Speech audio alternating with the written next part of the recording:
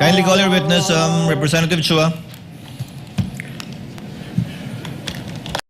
Ng encashment ng 4 na cheque payable sa isang Gina F. Acosta sa halagang 125 million each sa mga sumusunod na cheque. Una, Land Bank Check Number 0000244027 na may petsang December 20, 2022.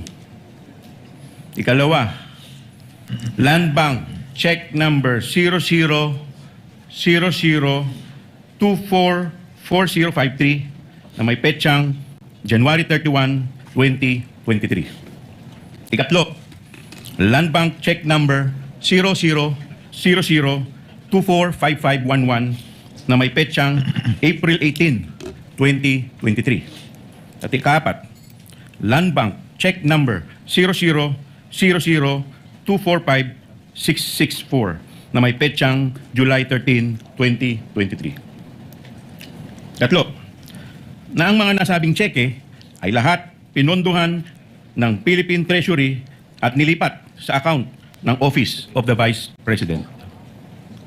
Kaapat, na ang 4 na nasabing cheque ay personal na in-encash ng isang Miss Gina F. Acosta bilang SDO o Special Disbursing Officer ng Office of the Vice President noong December 20, 2022, February 6, 2023, April 25, 2023, at July 14, 2023. Ikalima, bilang Department Manager ng Land Bank, Showball na nagtrabaho sa Land Bank of the Philippines bilang isang empleyado. Nagtrabaho po ako sa Land Bank for 32 years na po. Okay. So, bago po ang inyong retirement, ano po ang inyong naging posisyon sa Land Bank kung meron man? Ako po ang Department Manager po sa Land Bank Show Boulevard Branch. Okay. Sabi ninyo, kayo ay isang Department Manager ng Land Bank Show Boulevard. Madam Witness, ano ba ang ibig sabihin ng Department Manager? Ang Department Manager po ay kagaya rin po ito ng isang branch manager ng isang bangko po. Okay. So parang branch manager din po. Ngayon, bilang Department Manager, Madam Witness, ang tanong ko po sa inyo, ano po ba ang inyong functions and responsibilities? Ang main function ko po as a branch manager, ako po ang nag-oversee sa lahat ng transactions po ng branch, particularly po sa opening ng accounts, deposits, encashments, withdrawals. Kasama na rin po dito yung pagmamarketing po and other administrative functions. Okay. Now, kanina, Madam Witness, sabi mo, kayo ay Department Manager sa Show Boulevard Branch. Now, ang tanong ko po, kailan po kayo nagsimula maging Department Manager ng Show Boulevard Branch? Kailan hanggang kailan po? Kung maalala po ninyo. Nag-start po ako sa Land Bank Show Boulevard Branch noong May 2017 until po nung mag-retire ako ng January 2024. Okay. Now, Madam Witness, nandito po ngayon kayo sa impeachment court. Ang tanong ko po sa inyo, bakit po kayo nandito ngayong araw na to dito sa impeachment court kung alam po ninyo? Nandito po ako sa araw nito dahil po naka-receive po ako ng subpoena from the Honorable Impeachment Court to testify po yung knowledge ko regarding po doon sa impeachment trial po ngayon ni BP Sara Duterte. Okay. Now, Madam Witness, ano naman po ang kinalaman ninyo sa impeachment trial ni BP Sara Duterte kung meron man po? Tungkol po ito sa 4 na cheque po ng OVP na in-encash po sa Land Bank Show Boulevard nung ako po ay branch manager. Okay. Ngayon, binanggit po ninyo 4 na cheque. Ano po itong 4 na cheque ang binabanggit po ninyo?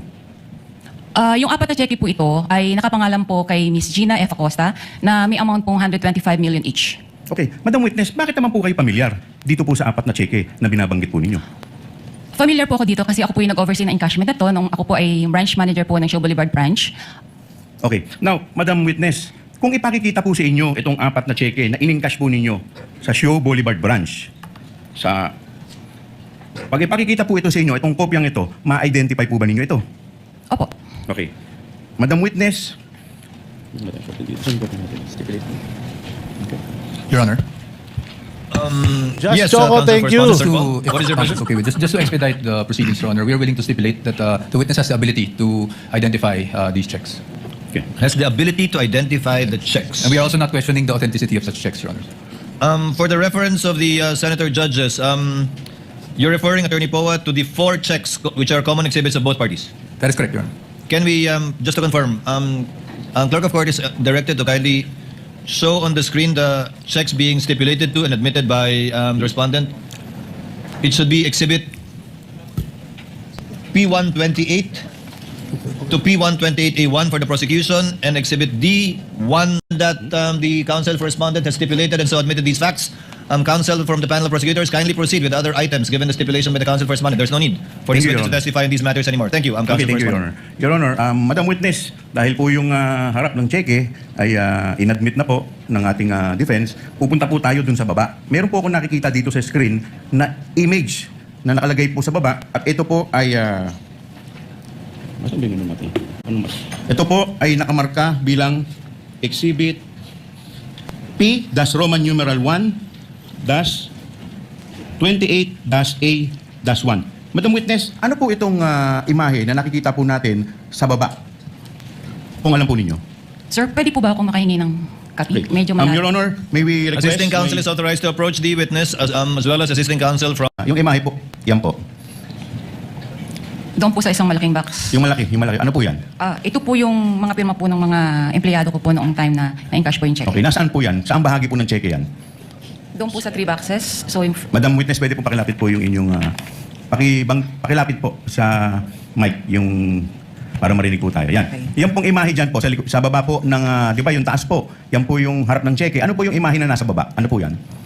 bali po, ito po yung signature verified by po ang nakalagay. Pirma po ito ng aming verifier. Okay, saan po nakalagay yan? Sa may? Sa upper ano po. Sa dorsal? Sa dorsal likod po side ng cheque. Okay. Opo. Now, Yung una Madam pong Witness, box. dito po sa box na to, meron ditong 3 maliliit na box. Pwede po bang mai-request yung box na to na medyo palakihan at i-zoom po? I-zoom po, papalapit. Yan. Pwede po bang pataas? Pataas, paharap. Pa-rotate po, paki-rotate po, paki-rotate. IDs na presinta. At the same time po, na-check niya rin po sa system na ito po ay may advice na galing po sa Office of the Vice President na pwede na po i-release. Okay. Now, pupunta po tayo sa susunod na box na may nakalagay po ditong posted by. At meron din po ditong mukhang pirma. Now, Madam Witness, ang tanong ko po sa inyo, kaninong pirma po itong nakalagay sa posted by? Kung alam po ninyo. Ang nakapirma po sa posted by ay kay Teller po. Okay. So, Madam Witness, pag pumirma ang isang teller dito sa box na to kung saan nakalagay ay posted by, ano po ang ibig sabihin ng kanyang pirma? Kung maalala po ninyo. Ang pirma po ni Teller, ang ibig sabihin po nito ay na-encode na po niya sa system ang lahat po ng detalyado ng cheque.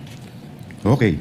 Now, pupunta na po tayo sa ikatlong box na may nakalagay pong approve by at meron din po ditong mukhang pirma. Now, Madam Witness, kanino naman pong pirma ito? Kung kilala po ninyo. Pirma po ito ng aming approver. Okay. Pag pumirma po ang approver dito po sa box na to, ano po ang ibig sabihin ng kanyang pirma?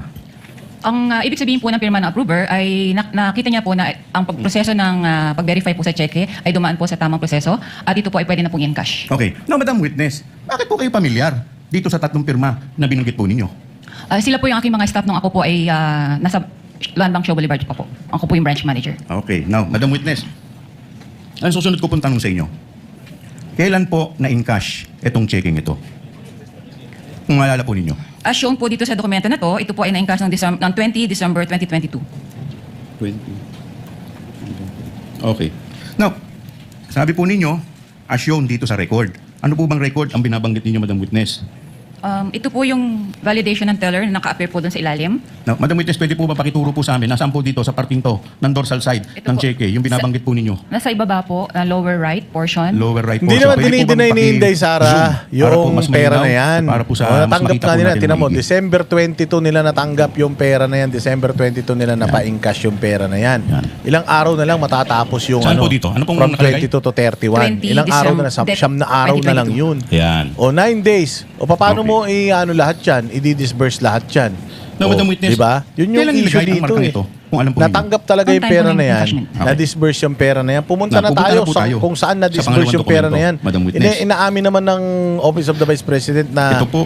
natanggap nila yung pera na yan. Ito po ay yung check Kabobohan number naman to. Aksaya kayo sa oras. Punta na tayo. Natanggap yung pera. 22 na may days. petsang January Naubos. O 31, 11 days. 2023. Naubos. At Saan payable sa napunta? isang- Saan again, dinala ng Miss Gina Office of the Vice F. Acosta President? for Ganun. 125 O dito dinala. million O kay Mary pesos. Grace Now, Piat. Madam Witness, Ilabas ano na po yung ang relasyon kagad. ng checking ito sa Tangina mga niya, checking pinahahaba nyo pa yung usapan. Wala yung namang pong cheque na kakwenta ko yan eh. ay isa po sa mga 4 na cheque po na na-encash po ni Miss Gina F. Acosta nung ako po ang branch manager. Okay.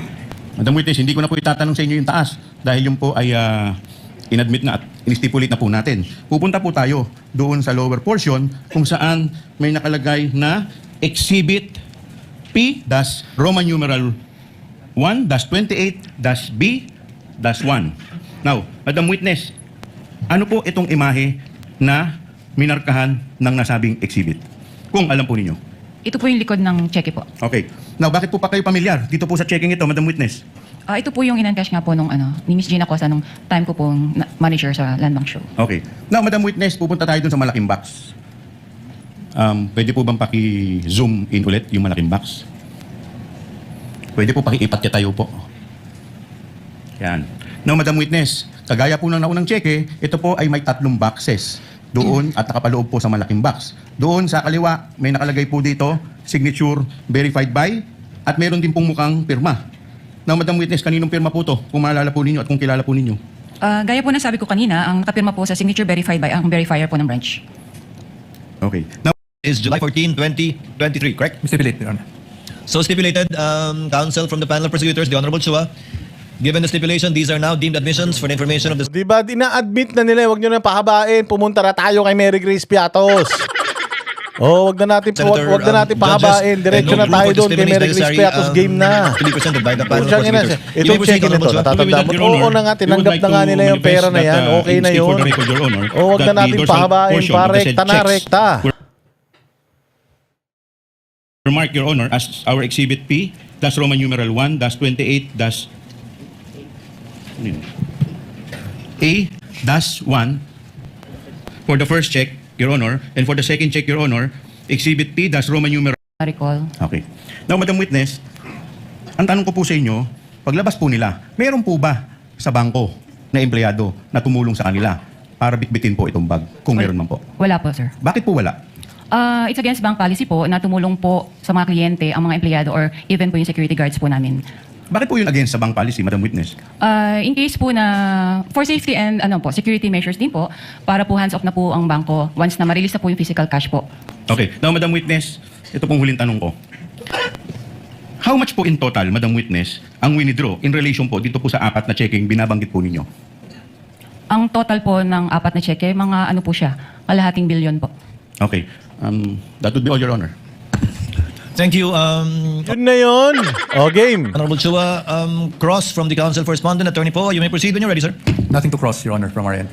However, Your Honor, may I just make a manifestation just on the markings, Your Honor. Counsel may do so. Just on the markings of the check, we'd also like to put on record, Your Honors, that Walang cross. Hindi mo talaga i-cross. Bakit? Kasi nga, sinabi lang naman itong tao na ito na yung pera nakuha namin. Inamin naman yun ng opisina. Wala naman dinidina yung opisina na nakuha yung pera na yan eh. Putang ina niyan. Mga loko-loko talaga kayo eh. for check with ending 244027 dated December 20, 2022. This is marked by the prosecution on the face of the check as T-1-130-OVP. On the dorsal portion, it is D-1-130-OVP-1. For the second check, dated January 31, 2023, ending with 244053. On the face of the check, this is marked as D-1-131- Magtatanong You na have yung mga 2 minutes, sir. senador. Thank you, Mr. Presiding Officer. Miss Witness, Miss Constantino, diyan ba talagang account ng mga OVP sa bangko ninyo, sa show? Or si VP lang ang nag-open ng account yan sa bangko ninyo? Yung Office of the Vice President po. OVP? Opo. So, hindi lahat dyan may account ang OVP? Wala na po akong alam. Okay. Kaya nga po, tanong natin, si dating VP Robredo po ba nagbukas din ng account dyan? Actually po, na-transfer lang po sa amin ang MDS account po ng Office of the Vice President noong pong September 2022 nung lumipat po sila ng kanilang office address sa Pioneer, Mandaluyong. Okay.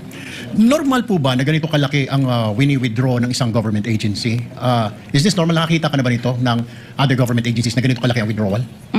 Wala Ikaw po. nga, laki ng wini-withdraw mo eh. Laki ng wini-withdraw mo, sigurado ako eh. Normal ba na may ganyang pera, katulad ng pera mo, Erwin Tulfo, ang isang senador? O lalong-lalo na isang dating broadcaster? O na hindi naman cabinet secretary? O ang may ganyang kalaking pera, halos 1 bilyon? Normal ba yon? Normal ba yon? Ha? Usual po ito. Unusual yung withdrawal. So therefore, kung unusual, Madam Witness, hindi po kayo nagtanong man lang, para saan po ba kayo ito? Kasi alam ko sa bangko po, nagtatanong ako po, nagbabangko ko sa pribado, natatanong po yung staff ko, para saan ba gagamitin ni Sir ito, ni Sir? Hindi na ba ninyo tinatanong? Kasi po may advice naman po siya. So, kumbaga dumaan naman po ito sa proseso nila. Kaya, I don't think po na Pero magtanong pa kami. what is the SOP? Ano pong standard operating procedure pag may mga malalaking withdrawal? Or exempted pag mga government agency, lalo po't mga matataas na ahensya ng pamahalaan?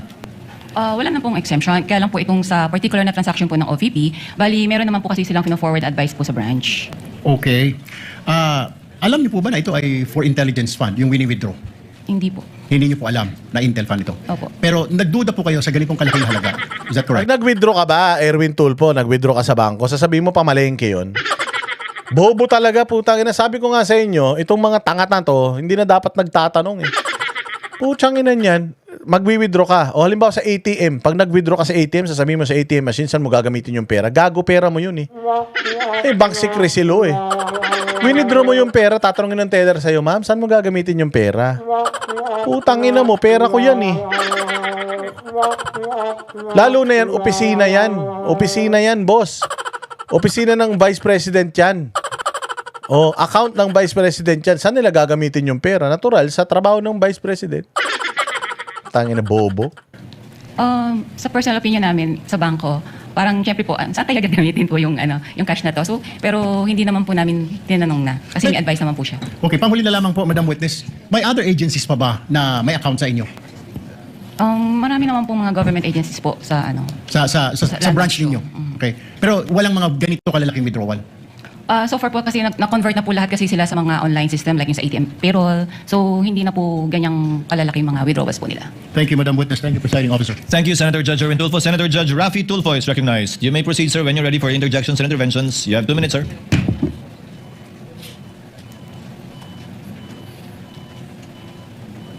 Madam Witness, magandang umaga po. Magandang umaga rin po. Hindi masyado klaro sa amin yung sinabi mong mga bag ang pinaglagyan nitong 125 million. Anong klaseng bag muli?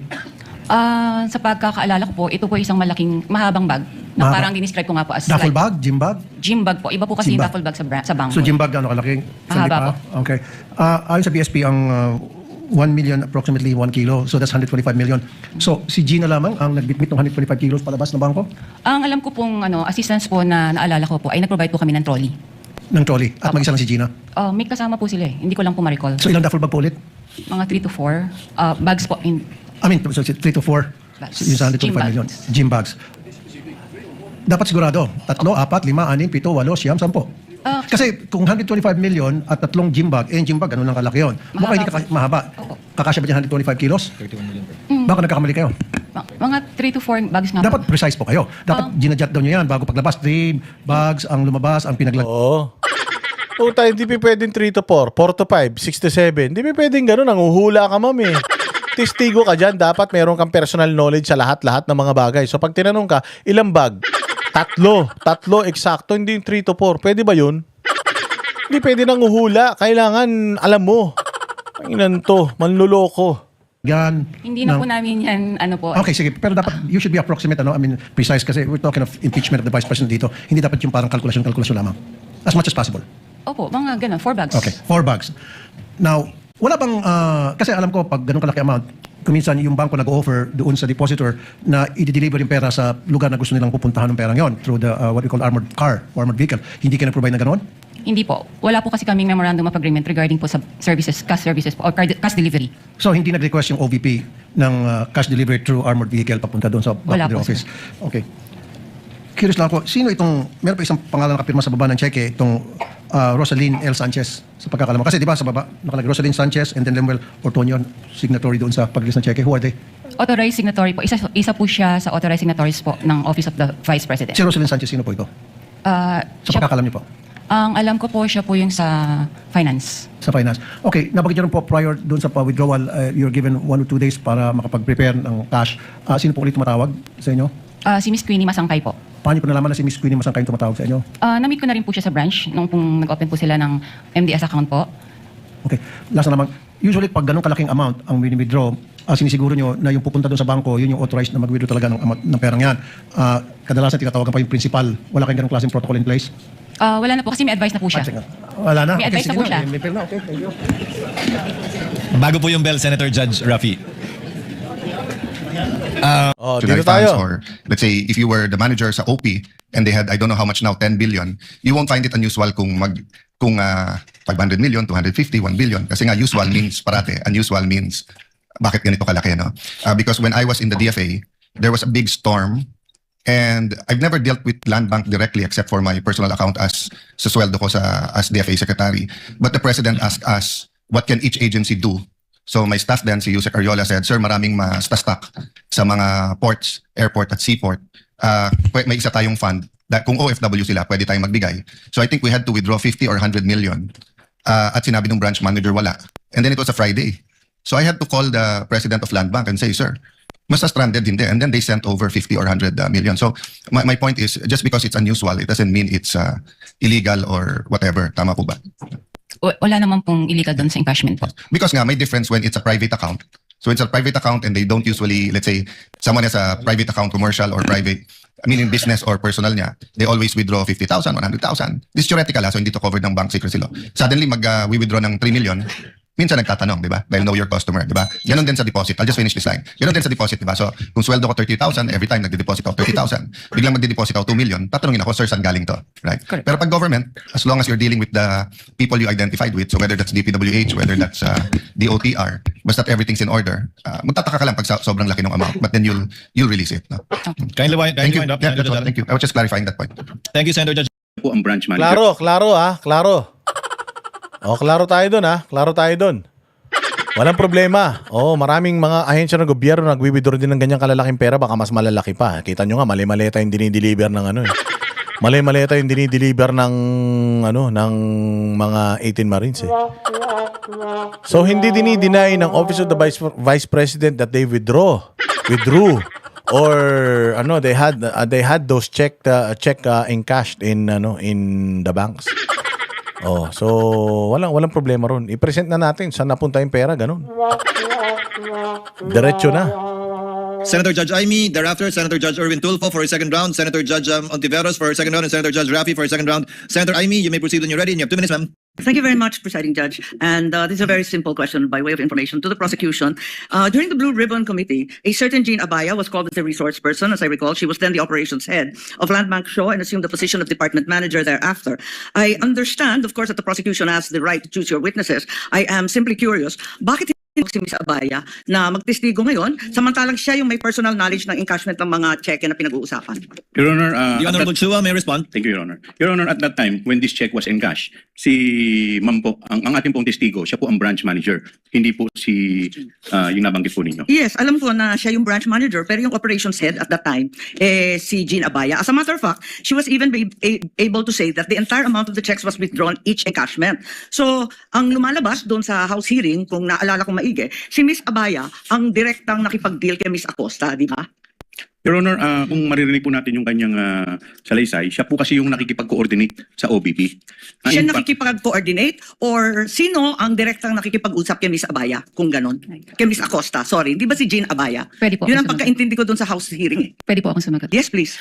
Si Jean Abaya po, siya po yung next in rank nung ako po ay branch Siya manager. yung- Next in my rank. Oo, yeah. Opo. Pero siya ba yung direktang nakipag-deal kay Ms. Acosta ng DepEd? Ako po ang direktang sa OVP po. Nakakapagtaka lang kung bakit nung House hearing, si Ms. Abaya ang siyang nagsabi ng direktahan na yung entire amount ng cheque was withdrawn each encashment. Hindi po kayo. Ba't kaganon? Your Honor, bali po si Gina Baya po ang naging incumbent manager. Siya po yung pumalit sa akin as branch manager.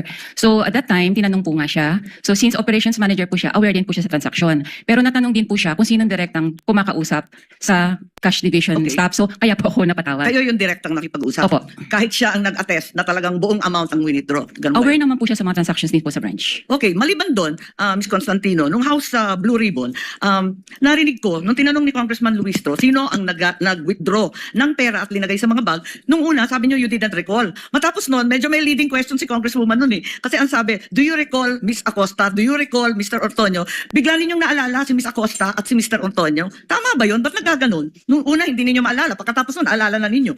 Pwede Ano po ba talaga ang naaalala ninyo? Para klaro tayo. Pwede po ba nating balikan po kung yung transcript po talaga? Kasi baka po, mamaya, baka lang po, I'm sorry, may iba pong issue before.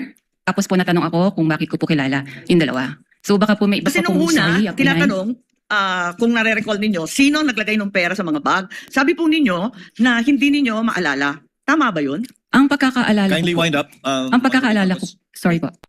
Ang pagkakaalala ko po, ang sinagot ko po yon na si Yes, Ms. yes. Gina ang naglagay si Mr. Ortonio. Ang hindi ko po ma-recall kung sino po yung naglabas na ng cash, ng, Kung hindi ng ko bags. tinatanong yun, hindi yun ang tinutukoy ko. Ang tinutukoy ko, yung paiba-ibang sagot. Kasi nung una sabi nyo, hindi niyo maalala kung sino naglagay ng pera sa bag. Pagkatapos nung binanggit sa inyo, do you recall Miss Acosta, do you recall Mr. Ortonio, naalala ninyo kung sino naglagay na yung dalawa? Bakit ganon? Yun lang po. Ang Kindly wind up, pagkakaalam, ma'am. Considering that Miss Acosta is allegedly the payee, bakit hindi niyo yun naalala kaagad? Doon ako nagtataka. wala po akong matandaan na sinabi ko na hindi ko ma-recall po yung naglagay ng pera sa bags. Ang alam ko po, nare-recall ko kung sino po ang naglabas ng bags. Okay, Outside the bag. balikan na lang po natin yung transcript Sige doon sa po. lower house Kung pwede at po. baka maipaliwanag ninyo sa amin na maigi. Maraming salamat. Sige. The lady may avail for round 2 with the permission of Lupit, ha? Oh. Oh, so currently mga bossing naka-recess po tayo ngayon. Hindi nag-cross ang defense kasi nga wala namang issue. Nag-withdraw yung pera, yung cash, wala namang issue dun. Kasi itong pinapatunayan nitong testigo na to, sabi ko sa inyo, nagsasayang lang ng oras tong prosecution. Ang sinasabi ng prosecution dito, totoo ba, nag-release ng pera? Nag-release ng pera, natanggap yung pera, in-acknowledge ng Office of the Vice President yung pera. Ang pinag-uusapan na natin dito, saan napunta yung pera? Doon kayo nagkakalat ng maling impormasyon na kay Mary Grace Piatos. Totoo ba si Mary Grace Piatos na ninakaw ni Inday Sara? Doon natin dapat patunayan. Ninakaw ba ni Inday Sara yung pera na yan? Yun. Hindi yung na-withdraw ba talaga yung pera na yan. Na-withdraw yung pera na yan, may pera talaga. Ang tanong, saan napunta yung pera? O napunta ba sa mabuti o sa masama? Ninakaw ba? Dapat yun na yung pinipresenta ninyo para makasave tayo ng time. 25 million araw-araw ang ginagastos ng Senado Tapos ganyan lang ang putang ina, nagsasayang kayo ng oras Ipresenta nyo na yung mga ebidensya ninyo na itong mga tao na ito peke. Halimbawa, ako si Mary Grace Piatos. Ako po talaga si Mary Grace Piatos. Natanggap ko po yung pera na yun, pero basketball player lang ako. Ganon. Hindi po talaga ako intel. Binigay lang po sa akin yung pera na yun. Oo. Ngayon, ang natanggap ko po, hindi po 10 million, kundi 700,000 lang. Kasi nga, sa kanila yung sobra, akin parang commission lang yun sa akin, ako lang yung aamin ng tao na yun, ganun. Pangina ninyo, tinapatagal nyo pa yung usapan pero maganda mga bossing, manood tayo dyan, pero ito yung i-expect ninyo kita nyo, hindi nag-cross. There's nothing to cross. Wala kang kailangan patunayan sa mga sinabi ng mga yan. Totoo na may pera, totoo na may confidential funds, na-withdraw yung confidential funds na yan, nagamit yung confidential funds. Dapat nakafocus na tayo kung saan napunta yung confidential funds na yan. Nandoon ng bloodbath, mga bobo. Maraming salamat sa panonood. Mabuhay kayo. Kami ang boses ng masa, hindi natatakot. Katotohanan lang, di kami nalulunod.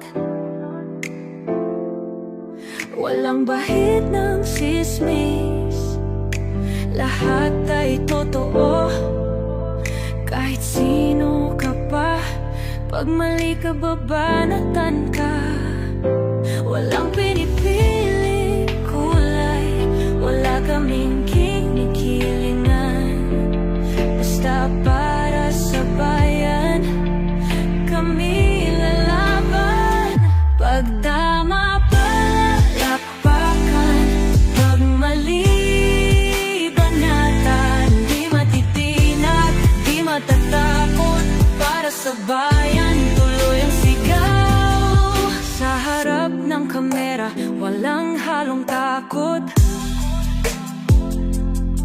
Mga baluktot, lahat kayo'y tutumba. Ang hustisya at totoo, yun lang ang mahalaga. Kahit sinong harang, di kami matitinag. Walang pinipiling kulay, wala kaming kinikilingan. Basta para sa bayan, kami lalaban. Pag tama palapakan,